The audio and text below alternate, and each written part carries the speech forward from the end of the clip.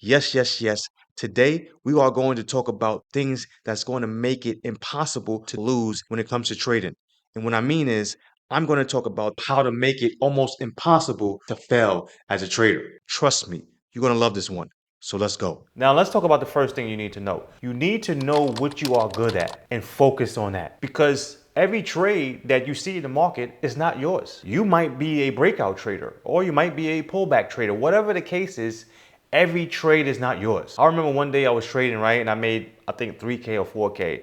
And then, the next day someone asked me, hey, how come you don't trade smart money concepts? In my head, I'm like, bro, didn't you just see me make 4K? Like, why do I need to learn smart money concepts? Again, it comes back to know what you are good at. I'm not good at smart money concepts. I'm good at looking at my levels, support and resistance, supply and demand, looking at the market structure, looking for a reaction at my key level, and taking a trade. So you have to know what you are good at because if you don't, everything else is going to distract you. You're going to be like, oh, I think I should be trading that. Meanwhile, you have a profitable strategy. A good example is today. The market shot up, went up without me, and I didn't take a trade at all because I know what I'm good at. I like when the market pulls back to a key level. I don't like really when the market just shoots up and hardly pulls back. That's not my game, okay? And you should know that. It's okay if you don't trade today. If the market left you, whatever, tomorrow is a new day. I like to play basketball, so when I'm playing basketball, I know I'm very good at shooting mid-range. So when it comes to three-pointers, I'm not a three-pointer. So if I see somebody shooting a three-pointer, I'm not gonna say, oh man, he's shooting three-pointers like left and right. Let me try to shoot a three-pointer. No, I don't care about what he's good at. I don't care. I know what I'm good at and I'm gonna stick to that. And you should do that too. Now the next thing is withdrawing profits.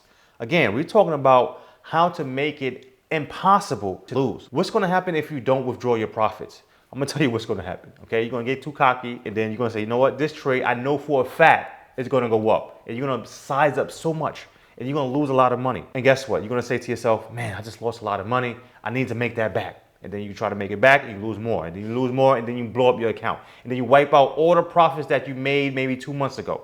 So it's best to withdraw your profits. In my opinion, if you're consistent, maybe you should withdraw your profits every single week or every other week. Whatever the case is, withdraw your profits, guys, so you won't wipe it out because you just made a silly mistake. Now, the next one, guys, is having an accountability partner. Now, having an accountability partner is actually very interesting because it would definitely make it almost impossible to lose. And I'm gonna explain why. Because when you have an accountability partner, okay, it's almost like having a boss. So when you go to your job, right, you're 9 to 5, the reason why you are on point and usually, doing your job is because you have a boss. And if you slip up, you have to answer to your boss. He can fire you. He can, cut your pay. Whatever the case is, he's going to punish you.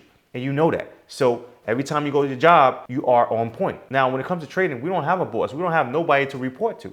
So when it comes to having an accountability partner, it's actually almost like having a boss. So it will force you to actually do the right thing. Let me give you another good example. Okay, let's say that you wanted to lose weight and you said to yourself, okay, this month I'm gonna lose weight. I'm gonna try to lose 10 pounds in the next 2 months. You said that to yourself. Now, what if you decided to say that in front of a crowd? Or let's say that you are in a class and you go up in front of the class and you say, listen, class, for 2 months straight, I'm gonna go hard. I'm gonna try to lose weight. I'm gonna try to lose 10 pounds. Which one do you think is gonna motivate you more to stick to your plan? The promise that you made to yourself or the promise that you made in front of the class? It's going to be the one that's in front of the class because now you are reporting to someone.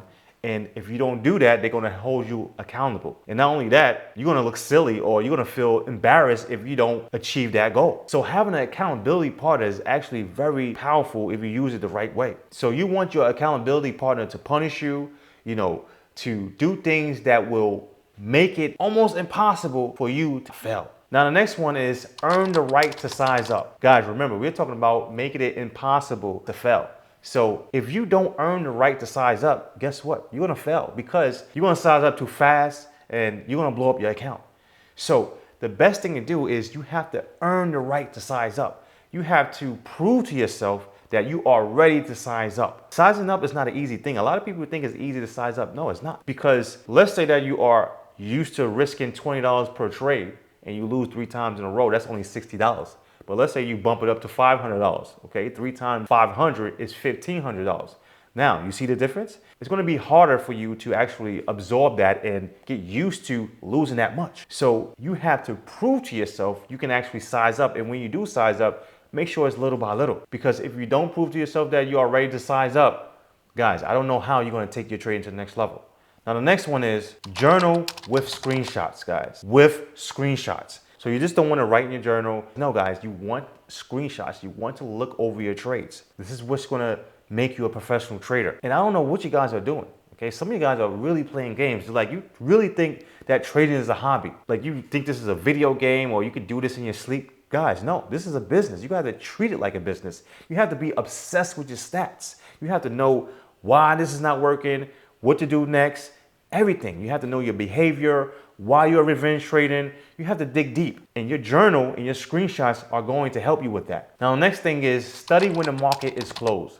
Guys, you become great not when the market is open. It's actually when the market is closed. Okay? Again, I love to play basketball. No one becomes good at basketball playing real games. Sport players or anybody in a professional field becomes really, really good when they practice the same thing over and over. So you have to do the work when the market is closed. It's not all about when the market is open. You have to do everything when the market is closed. You have to make sure you back test, look at charts, look at ways to tweak your strategy, maybe, figure out things that you are doing wrong so you won't do it anymore. These are the things that's going to make you a good trader. And it's going to make it almost impossible to lose. Your job as a trader is to get better every single week. Okay? And how do you do that? You do it when the market is closed. Yes, you do it when the market is closed. That's how you do it. Now, the next one is have a super clear trading plan. Guys, it's amazing how, people will come to me and say, hey, I took this trade, but I'm not too sure, if my exit was good or not. I'm like, you don't know if that exit was good or not? Like, come on. That means that you don't have a clear strategy. When I press buy, when I'm about to trade, guys, I know my stop loss. I know where I'm going to exit. I know, the entry. I know the risk management. I know everything. You have to know everything ahead of time. So you have to have a super clear trading plan, guys. I don't get it. Why are you trading if you don't have a clear plan? Come on, step up your game. You're trying to change your life. If you're trying to change your life, then you have to do the right things. Come on. The next one is paper trade before going live. Demo is a necessary thing, okay? A lot of people will tell you that demo is a waste of time because you won't experience the same emotions when you are going live. Duh, we all know that. That's not the point when it comes to trading on a demo.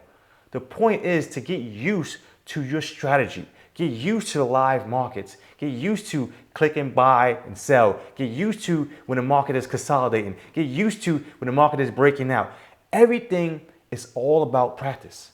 Do you think if you go to the army, they're going to just throw you out on the battlefield without training first? Say, hey, here's your weapon. Here, good luck. No, they're going to train you first. Every professional field, they train you first before you do the live thing. Every professional field. So why do you think trading is different? I don't care if your emotions are not going to be the same. We all know that. That's common sense. If you're practicing, right, playing basketball or any sport, you're going to be way better during practice versus the real game. That's with anything. The point of using a demo is not to actually experience the emotions. It's for you to get used to every single little twist and turn. And then when you prove to yourself that you can actually make money from the demo, then you go live. Because if you can't make money from your demo account, why do you think you're going to make money when you go live? That doesn't make any sense. So prove to yourself that you know how to make money first on demo and then go live. Now, when you go live, are you going to have the same experience? Of course not. That's common sense. Now, when you go live, now you got to get used to trading live. It's just what it is. So make sure you prove to yourself that you know how to trade on demo first and then go to live. Now, the next one is never give up. Guys, if you want to make it impossible to lose, you can't give up. Because as soon as you give up, you're going to lose, right?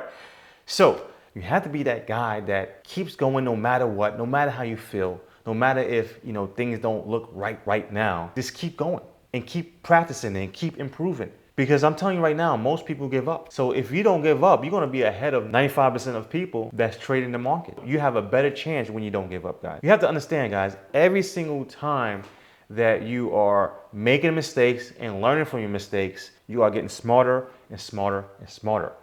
And the more you do that, guys, eventually you're gonna climb up, climb up, climb up, and then boom, you're right there and you're about to be a profitable trader just because you didn't give up. So you have to understand, giving up is not an option if you don't want to lose. Now, the next thing, guys, is risk an amount that won't hurt you emotionally. Because if you know that you take a trade and you lose that $200 and it's going to hurt you emotionally, how do you think you're going to really make it as a trader?